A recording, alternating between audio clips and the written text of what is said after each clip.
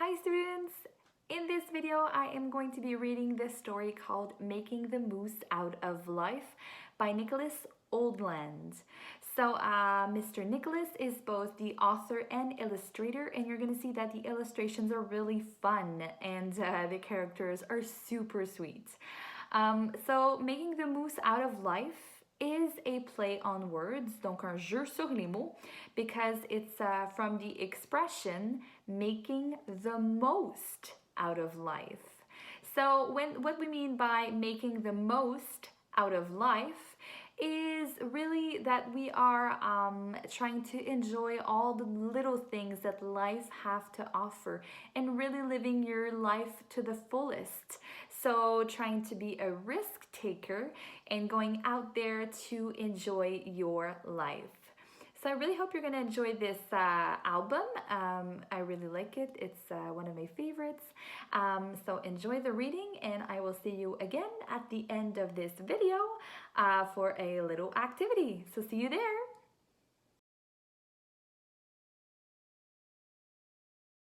Making the Moose Out of Life by Nicholas Oldland. There once was a moose who lived in the wild but didn't act wild at all. When it rained, his friends would go puddle jumping.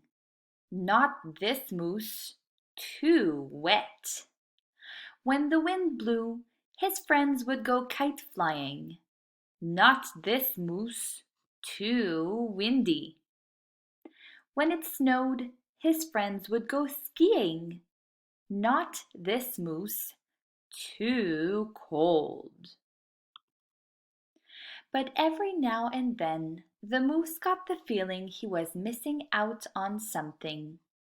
What could it be? The moose tried meditating, searching the internet, looking into a crystal ball, praying to the moose above, and scanning the night sky. But the moose didn't find a thing. One sunny day, the moose was struck with a thought. He needed to take life by the antlers, and he was going to find that something missing. In the same instant, he noticed the sailboat at the water's edge, its sail gently flapping in the breeze. The moose was inspired.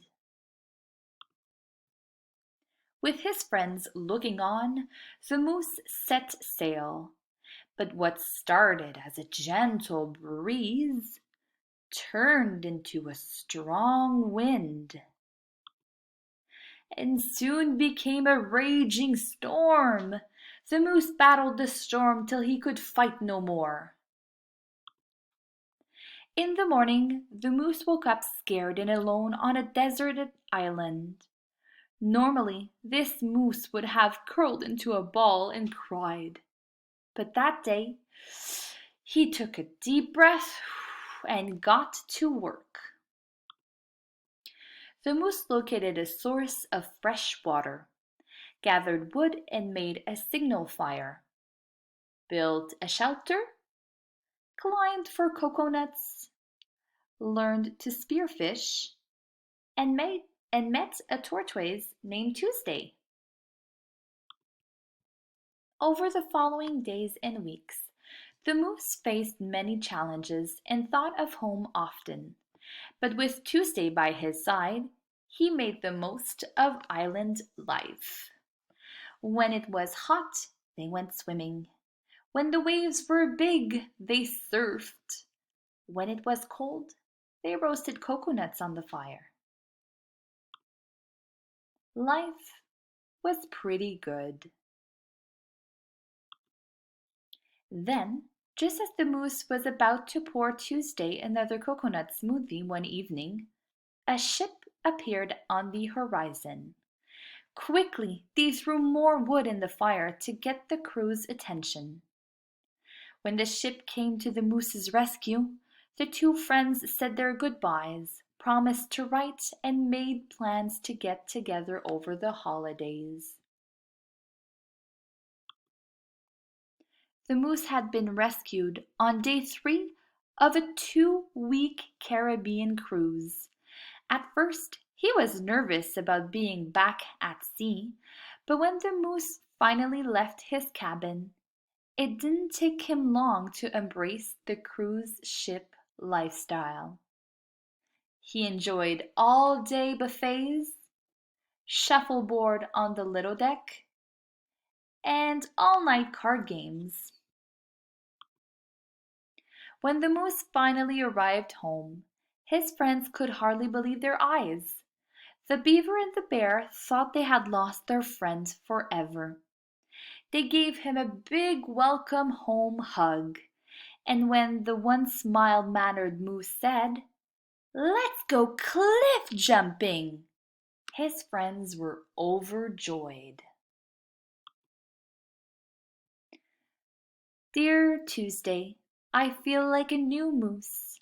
I am always doing something fun and exciting. Can't wait to see you for the holidays. I miss you. Have you ever been to Africa? Love, Moose.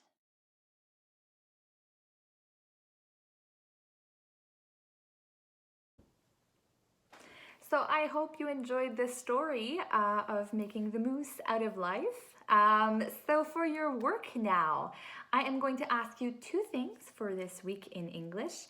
The first thing is a drawing and writing activity with the book. So in this activity, I am asking you, how would you live on a deserted island? So what could you eat? How would you live? Where would you sleep? Would you build fires? Would you meet maybe a turtle named Wednesday? So really go creative, or rather be creative with that activity on how you would live on a deserted island. And the second activity I am asking you, it's actually more of a challenge. It's going to be a picture, so you have to send, or rather drop a picture in our folder, so in our class folder online, of you.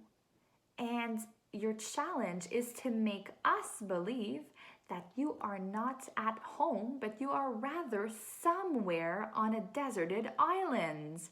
So maybe use really be creative. I don't want to give too many ideas because I really want to see how you're going to do this.